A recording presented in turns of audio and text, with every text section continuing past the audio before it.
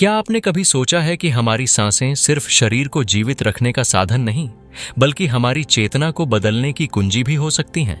विज्ञान भैरव तंत्र में ध्यान की कुल 112 विधियों का वर्णन मिलता है, लेकिन इन 112 विधियों में से एक ऐसी विधि है जिसे अत्यंत सरल, अत्यंत प्रभावशाली और विशेष रूप से मैनिफेस्टेशन के लिए सर्वश्रेष्ठ माना गया है।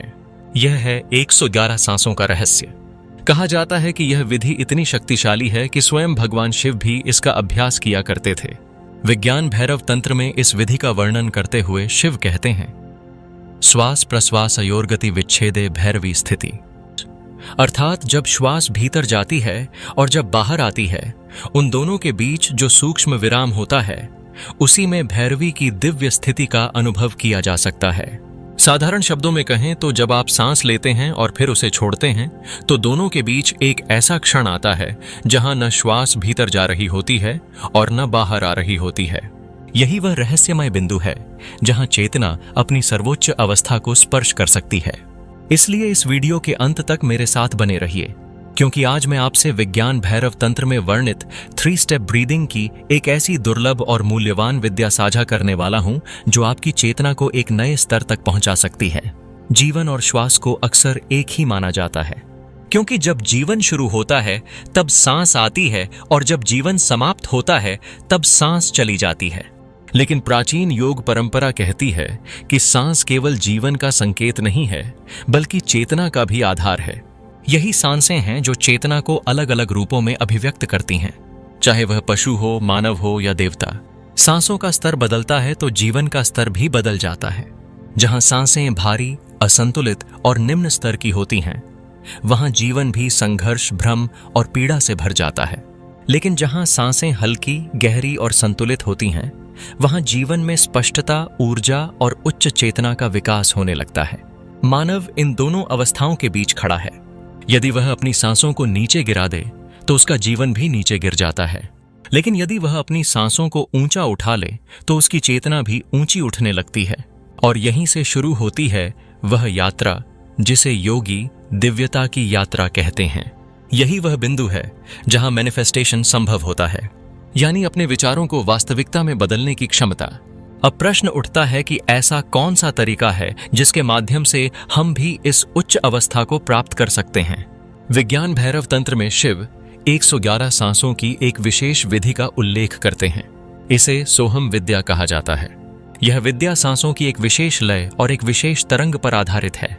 कहा जाता है कि यदि कोई साधक प्रतिदिन केवल 111 बार भी इसका अभ्यास करे तो कुछ ही समय में उसकी चेतना में गहरा परिवर्तन होने लगता है, और जब चेतना बदलती है तो जीवन भी बदलने लगता है। सोहम विद्या का इतिहास हजारों वर्षों पुराना माना जाता है। इसके संकेत वेदों, उपनिषदों और अद्वैत वेदांत की शिक्षाओं में भी मिलते हैं। अद्वैत वेदांत का प्रसिद्ध वाक्य है, अहम ब्रह्मास्मि, अर्थात मैं ही ब्रह्म हूं। मेरी आत्मा और यह संपूर्ण ब्रह्मांड अलग नहीं है। सोहम विद्या इसी सत्य के अनुभव का मार्ग है। भगवत गीता में भी कहा गया है, जातस्य हि ध्रुवो मृत्युर्ध्रुवम जन्म मृतस्य च। जो जन्म लेता है उसकी मृत्यु निश्चित है, और जो मरता है उसका पुनर्जन्म निश्चित है। लेकिन इन दोनों के बीच एक ऐसी सत्ता मौजूद है जो न जन्म लेती है और न मरती है। उसे आत्मा कहा गया है। सोहम विद्या का उद्देश्य उसी आत्मा के अनुभव तक पहुंचना है। जब साधक शांत होकर बैठता है, आंखें बंद करता है और अपनी सांसों पर ध्यान केंद्रित करता है, तब वह मानसिक रूप से सोहम का जप करता है। जब सांस भीतर जाती है तो सो की ध्वनि का अनुभव किया जाता है, और जब सांस बाहर आती है तो हम की ध्वनि का। धीरे धीरे साधक इस ध्वनि को सुनने लगता है। यह केवल कल्पना नहीं रह जाती, बल्कि अनुभव बन जाती है। प्राचीन परंपराओं में इसे महामंत्र कहा गया है। कई परंपराओं में इसे स्वयं भगवान शिव का गुरु मंत्र भी माना गया है। प्रसिद्ध आध्यात्मिक गुरु सद्गुरु भी कहते हैं कि यदि आप अपने शरीर को एक निश्चित स्तर की जीवंतता पर ले जाएं, तो आपके जीवन का एक बड़ा हिस्सा वैसा होने लगता है जैसा आप चाहते हैं। यदि आप अपने मन को उच्च स्तर की जागरूकता पर ले जाएं, तो आपके जीवन का और बड़ा हिस्सा आपकी इच्छानुसार घटित होने लगता है। और यदि आप अपनी ऊर्जा को पूरी तरह संतुलित और जागृत कर लें, तो आपका जीवन लगभग पूरी तरह आपके भीतर की चेतना के अनुसार चलने लगता है। यहीं से सांसों का वास्तविक महत्व शुरू होता है। क्योंकि हमारे सपनों, लक्ष्यों और इच्छाओं के बीच जो सबसे बड़ा पुल है वह हमारी सांसें ही हैं। लेकिन सवाल यह है कि सांसें हमारे जीवन को इतना गहराई से प्रभावित कैसे करती हैं? योग और तंत्र की प्राचीन परंपराओं में इसका उत्तर नाड़ियों के विज्ञान में छिपा हुआ है। योग शास्त्र कहता है कि हमारे भीतर ऊर्जा के अनेक मार्ग मौजूद हैं, लेकिन उनमें से 3 सबसे महत्वपूर्ण हैं: ईड़ा, पिंगला और सुषुम्ना। यही 3 नाड़ियां हमारी चेतना, हमारे विचारों और हमारे जीवन की दिशा को प्रभावित करती हैं। ईड़ा और पिंगला ऊर्जा के 2 मुख्य प्रवाह हैं जो शरीर में विभिन्न स्थानों से गुजरते हैं। ईड़ा नाड़ी हमारी ऊर्जा के स्त्री पक्ष का प्रतिनिधित्व करती है। यह मन, भावनाओं, कल्पना, संवेदनशीलता और आंतरिक अनुभवों से जुड़ी होती है। दूसरी ओर पिंगला नाड़ी हमारी ऊर्जा के पुरुष पक्ष का प्रतिनिधित्व करती है। यह चेतना, जागरूकता, क्रियाशीलता, साहस और पुरुषार्थ से संबंधित होती है। सरल शब्दों में कहें तो ईड़ा शक्ति का प्रतीक है और पिंगला शिव का। लेकिन तंत्र कहता है कि जब तक ये दोनों अलग अलग सक्रिय रहती हैं, तब तक मनुष्य सीमित रहता है। वास्तविक परिवर्तन तब शुरू होता है जब ईड़ा और पिंगला संतुलित होकर सुषुम्ना नाड़ी में प्रवेश करती हैं। सुषुम्ना नाड़ी रीढ़ की हड्डी के मध्य स्थित ऊर्जा मार्ग है। इसे चेतना का राजमार्ग कहा गया है। जब ऊर्जा सुषुम्ना में प्रवाहित होने लगती है, तभी उच्च चेतना, ध्यान, आध्यात्मिक अनुभव और मैनिफेस्टेशन जैसी अवस्थाएं संभव होती हैं। यही कारण है कि तंत्र और योग की लगभग सभी गूढ़ साधनाओं का अंतिम उद्देश्य सुषुम्ना को सक्रिय करना माना गया है। अब इसे एक रोचक उदाहरण से समझते हैं। बजरंगबली की एक प्रसिद्ध छवि में भगवान राम दाईं ओर और माता सीता बाईं ओर दिखाई देती हैं। तांत्रिक दृष्टिकोण से देखें तो यह केवल एक धार्मिक चित्र नहीं है, बल्कि ऊर्जा विज्ञान का एक प्रतीक है। भगवान राम पिंगला नाड़ी का प्रतिनिधित्व करते हैं। वे चेतना, पुरुषार्थ और जागरूकता के प्रतीक हैं। माता सीता ईड़ा नाड़ी का प्रतिनिधित्व करती हैं। वे प्रकृति, मन, भावनाओं और शक्ति का प्रतीक हैं। और इनके मध्य स्थित हनुमान जी उस साधक का प्रतिनिधित्व करते हैं जिसने इन दोनों ऊर्जाओं को संतुलित कर लिया है। यही कारण है कि हनुमान जी को सिद्धियों का स्वामी कहा गया है। हनुमान चालीसा में कहा गया है, अष्ट सिद्धि नवनिधि के दाता, असवर दीन्ह जानकी माता। इन अष्ट सिद्धियों का उल्लेख योग और तंत्र दोनों में मिलता है। पहली सिद्धि है अनिमा, यानी स्वयं को अत्यंत सूक्ष्म बनाने की क्षमता। दूसरी है महिमा, अपने अस्तित्व का विस्तार करने की क्षमता। तीसरी है गरिमा, अत्यंत भारी होने की शक्ति। चौथी है लघिमा, अत्यंत हल्का होने की क्षमता। पांचवी है प्राप्ति, जिसका अर्थ है किसी भी वस्तु या परिस्थिति को प्राप्त करने की क्षमता। छठी है प्राकाम्य, यानी अपनी इच्छा को साकार करने की शक्ति। सातवीं है ईशित्व, सृजन और नियंत्रण की क्षमता। और आठवीं है वशित्व, यानी परिस्थितियों और ऊर्जाओं को अपने प्रभाव में लेने की शक्ति। यदि ध्यान से देखा जाए तो इन सिद्धियों का मूल आधार चेतना का विस्तार और ऊर्जा का संतुलन ही है। और यही कारण है कि तंत्र में कहा गया है कि जब ईड़ा और पिंगला संतुलित होकर सुषुम्ना में प्रवेश करती हैं, तब साधक के भीतर असाधारण परिवर्तन शुरू हो जाते हैं। अब प्रश्न उठता है कि इन नाड़ियों को संतुलित कैसे किया जाए। इसका सबसे सरल उत्तर है सांसों के माध्यम से। सबसे पहले ईड़ा नाड़ी को समझते हैं। ईड़ा नाड़ी बाएं नथुने से जुड़ी होती है। इसे चंद्र नाड़ी भी कहा जाता है। यह शीतलता, विश्राम, मानसिक संतुलन और आंतरिक शांति से संबंधित है। जब ईड़ा सक्रिय होती है, तब मन अपेक्षाकृत शांत और ग्रहणशील होता है। अब बात करते हैं पिंगला नाड़ी की। पिंगला दाएं नथुने से जुड़ी होती है। इसे सूर्य नाड़ी कहा जाता है। यह ऊर्जा, सक्रियता, आत्मविश्वास और कार्यक्षमता से संबंधित है। जब पिंगला सक्रिय होती है, तब व्यक्ति अधिक ऊर्जावान और क्रियाशील महसूस करता है। लेकिन इन दोनों से भी अधिक महत्वपूर्ण है सुषुम्ना नाड़ी, क्योंकि यही वह मार्ग है जहां संतुलन जन्म लेता है। यही वह स्थान है जहां शिव और शक्ति का मिलन होता है। और यही वह अवस्था है जहां साधारण चेतना असाधारण चेतना में परिवर्तित होने लगती है। योगियों का मानना है कि सुषुम्ना को सक्रिय करने का सबसे सरल तरीका है गहरी और पूर्ण सांस लेना। ऐसी सांस जो केवल छाती तक सीमित न रहे बल्कि नाभि तक पहुंचे, क्योंकि जब सांस नाभि तक जाती है, तब वह शरीर के भीतर प्राण ऊर्जा का अधिकतम प्रवाह उत्पन्न करती है। यही प्राण ऊर्जा धीरे धीरे हमारे 7 प्रमुख चक्रों को प्रभावित करती है। मूलाधार, स्वादिष्ठान, मणिपुर, अनाहत, विशुद्धि, आज्ञा और सहस्रार। जब सांसें उथली होती हैं, तब प्राण ऊर्जा का प्रवाह भी सीमित रहता है। लेकिन जब सांसें गहरी और संतुलित होती हैं, तब शरीर और चेतना दोनों में परिवर्तन शुरू हो जाता है। और यहीं से शुरू होती है 111 सांसों की वह विशेष प्रक्रिया जो साधारण सांस को एक शक्तिशाली आध्यात्मिक साधना में बदल देती है। अब तक हमने समझा कि सांसें केवल शरीर को जीवित रखने का साधन नहीं है, बल्कि चेतना को बदलने की कुंजी भी हैं। हमने यह भी जाना कि ईड़ा, पिंगला और सुषुम्ना नाड़ियों का संतुलन ही उस अवस्था तक ले जाता है जहां साधारण मनुष्य अपनी सीमाओं से ऊपर उठना शुरू करता है। लेकिन अब सबसे महत्वपूर्ण प्रश्न है, आखिर 111 सांसों की यह विधि की जाती कैसे है? विज्ञान भैरव तंत्र में वर्णित यह प्रक्रिया केवल सांस लेने की तकनीक नहीं है। यह शरीर, मन और ऊर्जा को एक ही दिशा में लाने की साधना है। इस अभ्यास का पहला उद्देश्य है सांस को उसकी प्राकृतिक गहराई तक पहुंचाना, क्योंकि अधिकांश लोग वास्तव में सांस लेते ही नहीं, वे केवल जीवित रहने भर की सांस लेते हैं। उनकी सांसें छाती तक सीमित रहती हैं, नाभि तक नहीं पहुंचती, और जब सांस अधूरी होती है तो ऊर्जा का प्रवाह भी अधूरा रह जाता है। यही कारण है कि पहला चरण नाभि तक सांस पहुंचाने पर केंद्रित है। इसके लिए अपनी पीठ के बल आराम से लेट जाइए, शरीर को पूरी तरह ढीला छोड़ दीजिए। अब अपनी नाभि पर एक अपेक्षाकृत भारी पुस्तक रख लीजिए, फिर अपने हाथों को सिर के पीछे आराम से रखिए। अब धीरे धीरे सांस लेना शुरू कीजिए, लेकिन ध्यान रहे कि सांस लेते समय आपकी छाती नहीं बल्कि नाभि ऊपर उठे। जब सांस भीतर जाए तो पुस्तक स्पष्ट रूप से ऊपर उठनी चाहिए, और जब सांस बाहर आए तो पुस्तक धीरे धीरे नीचे आनी चाहिए। यदि पुस्तक ऊपर नहीं उठ रही है तो इसका अर्थ है कि आपकी सांस अभी भी पर्याप्त गहरी नहीं है। इस अभ्यास का उद्देश्य केवल गहरी सांस लेना नहीं है, बल्कि शरीर को यह सिखाना है कि वास्तविक श्वास कैसी होती है। प्रतिदिन लगभग 10 मिनट तक इस अभ्यास को कीजिए, फिर धीरे धीरे समय बढ़ाइए, जब तक आप सहज रूप से 30 मिनट तक इसका अभ्यास न कर सकें। कुछ दिनों बाद आप महसूस करेंगे कि आपकी सांस पहले की तुलना में अधिक गहरी और अधिक शांत हो गई है। लेकिन यह केवल शुरुआत है। जब पहला चरण स्वाभाविक होने लगे, तब दूसरा चरण प्रारंभ होता है।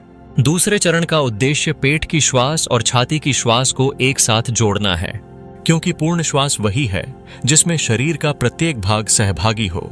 इस अभ्यास के लिए सीधे खड़े हो जाइए, अपनी पीठ को दीवार से हल्का दूर रखिए। अब पहले चरण की तरह गहरी सांस लेना प्रारंभ कीजिए, लेकिन इस बार एक अतिरिक्त क्रिया जोड़नी है। जब सांस भीतर जाए तो अपने दोनों हाथों को धीरे धीरे ऊपर उठाइए। उन्हें तब तक उठाइए जब तक हाथों का पिछला भाग दीवार को स्पर्श न कर ले। फिर सांस छोड़ते हुए हाथों को वापस नीचे ले आइए। यह प्रक्रिया केवल शारीरिक गतिविधि नहीं है, यह शरीर को सांस के साथ तालमेल में लाने की प्रक्रिया है। धीरे धीरे शरीर, मन और सांस एक ही लय में आने लगते हैं, और यही लय आगे चलकर ध्यान का आधार बनती है। इस अभ्यास को तब तक जारी रखिए जब तक यह पूरी तरह स्वाभाविक न हो जाए, जब आपको हाथ उठाने, सांस लेने और सांस छोड़ने के बारे में सोचना न पड़े। जब सब कुछ सहज रूप से होने लगे, तभी आप तीसरे और सबसे महत्वपूर्ण चरण के लिए तैयार होते हैं, क्योंकि वास्तविक रहस्य तीसरे चरण में छिपा हुआ है। यही वह चरण है जिसे सांसों की लय का विज्ञान कहा जाता है। यही वह बिंदु है जहां साधारण श्वास एक शक्तिशाली ऊर्जा प्रक्रिया में बदल जाती है। तीसरे चरण का उद्देश्य है सांसों में एक ऐसी प्राकृतिक लय स्थापित करना जो शरीर, मन और ऊर्जा को पूर्ण सामंजस्य में ले आए। अब तक आपने पहले चरण में गहरी सांस लेना सीखा, दूसरे चरण में शरीर और सांस को एक किया, और अब तीसरे चरण में आपको इन दोनों को एक निरंतर प्रवाह में बदलना है। यहां किसी कृत्रिम प्रयास की आवश्यकता नहीं है, कोई जबरदस्ती नहीं करनी है, कोई तनाव नहीं बनाना है। सिर्फ एक ऐसी स्वाभाविक लय विकसित करनी है जिसमें सांस सहज रूप से भीतर जाए और सहज रूप से बाहर आए। धीरे धीरे आप महसूस करेंगे कि सांसों का प्रवाह बदल रहा है, मन पहले की तुलना में शांत हो रहा है, विचारों की गति धीमी होने लगी है, और भीतर एक नया संतुलन पैदा हो रहा है। यही वह अवस्था है जहां ईड़ा और पिंगला धीरे धीरे संतुलित होने लगती हैं, और जब दोनों संतुलित होती हैं, तब सुषुम्ना के सक्रिय होने की संभावना बढ़ने लगती है। प्राचीन योगियों का मानना था कि जब यह संतुलन स्थापित हो जाता है, तब मनुष्य की चेतना में असाधारण परिवर्तन होने लगते हैं। उसे अपने भीतर अधिक स्पष्टता महसूस होने लगती है, निर्णय लेने की क्षमता बढ़ जाती है, ध्यान गहरा होने लगता है, और सबसे महत्वपूर्ण बात, उसके विचारों और वास्तविकता के बीच की दूरी कम होने लगती है। यही कारण है कि इस प्रक्रिया को मैनिफेस्टेशन से जोड़ा गया है, क्योंकि जब शरीर, मन और ऊर्जा तीनों एक दिशा में काम करते हैं, तब व्यक्ति की आंतरिक शक्ति कई गुना बढ़ जाती है और वही शक्ति उसके जीवन की दिशा को प्रभावित करने लगती है। लेकिन अभी एक अंतिम और अत्यंत महत्वपूर्ण रहस्य बाकी है। वह रहस्य जो बताता है कि आखिर 111 सांसों की यह साधना चेतना को इतनी गहराई से क्यों बदल देती है और वास्तव में सोहम की ध्वनि का इससे क्या संबंध है। अब हम इस पूरी साधना के सबसे गहरे रहस्य तक पहुंच चुके हैं। सवाल यह है कि आखिर सोहम की ध्वनि इतनी महत्वपूर्ण क्यों मानी गई है और क्यों हजारों वर्षों से योगी, ऋषि और साधक इस एक साधना को इतना महत्व देते आए हैं। इसका उत्तर सांस और चेतना के उस संबंध में छिपा है जिसे सामान्य व्यक्ति कभी अनुभव ही नहीं कर पाता। जब आप ध्यानपूर्वक अपनी सांस को सुनना शुरू करते हैं तो एक अद्भुत बात दिखाई देती है। सांस भीतर जाती है तो एक सूक्ष्म ध्वनि उत्पन्न होती है और सांस बाहर आती है तो एक दूसरी ध्वनि का अनुभव होता है। प्राचीन योगियों ने इन ध्वनियों को सो और हम के रूप में अनुभव किया, इसीलिए इसे सोहम कहा गया। सो का अर्थ है वह और हम का अर्थ है मैं, अर्थात मैं वही हूं, यानी मेरी वास्तविक प्रकृति उसी चेतना का भाग है जिससे यह संपूर्ण अस्तित्व बना है। यही कारण है कि सोहम केवल एक मंत्र नहीं है, यह एक अनुभव है, एक स्मरण है, एक ऐसा आंतरिक संकेत जो बार बार हमें हमारी वास्तविक प्रकृति की ओर लौटाता है। जब साधक शांति से बैठकर अपनी सांसों के साथ सोहम का अनुभव करता है तब धीरे धीरे उसका ध्यान बाहरी संसार से हटकर भीतर की ओर जाने लगता है। विचार आते हैं, फिर चले जाते हैं, भावनाएं उठती हैं, फिर शांत हो जाती हैं, लेकिन साधक केवल सांस का साक्षी बना रहता है। धीरे धीरे वही क्षण आता है जिसका उल्लेख विज्ञान भैरव तंत्र में किया गया है। श्वास और प्रश्वास के बीच का सूक्ष्म विराम, वह क्षण जब न सांस भीतर जा रही होती है और न बाहर आ रही होती है। यही भैरवी स्थिति है। यही वह द्वार है जिसकी ओर शिव संकेत करते हैं, क्योंकि उस एक क्षण में मन की गति रुक जाती है, विचारों का प्रवाह रुक जाता है और साधक पहली बार अपने भीतर उपस्थित शुद्ध चेतना की झलक प्राप्त करता है। यही कारण है कि इस साधना को केवल श्वास अभ्यास नहीं कहा गया, इसे चेतना के जागरण की विधि कहा गया है। अब यहां एक बात और समझना जरूरी है। मैनिफेस्टेशन का अर्थ केवल धन, सफलता या इच्छाओं की पूर्ति नहीं है। वास्तविक मैनिफेस्टेशन का अर्थ है अपनी चेतना को इतना स्पष्ट और संतुलित बना लेना कि आपका जीवन बिखरा हुआ न रहे, आपकी ऊर्जा एक दिशा में प्रवाहित होने लगे, आपका मन विरोधाभासों से मुक्त हो जाए और आपके विचार, भावनाएं तथा कर्म एक ही लक्ष्य की ओर बढ़ने लगें। जब ऐसा होता है तब जीवन में परिवर्तन स्वाभाविक रूप से दिखाई देने लगते हैं, क्योंकि अब भीतर संघर्ष नहीं रहता, ऊर्जा का अपव्यय नहीं होता, मन बार बार दिशा नहीं बदलता।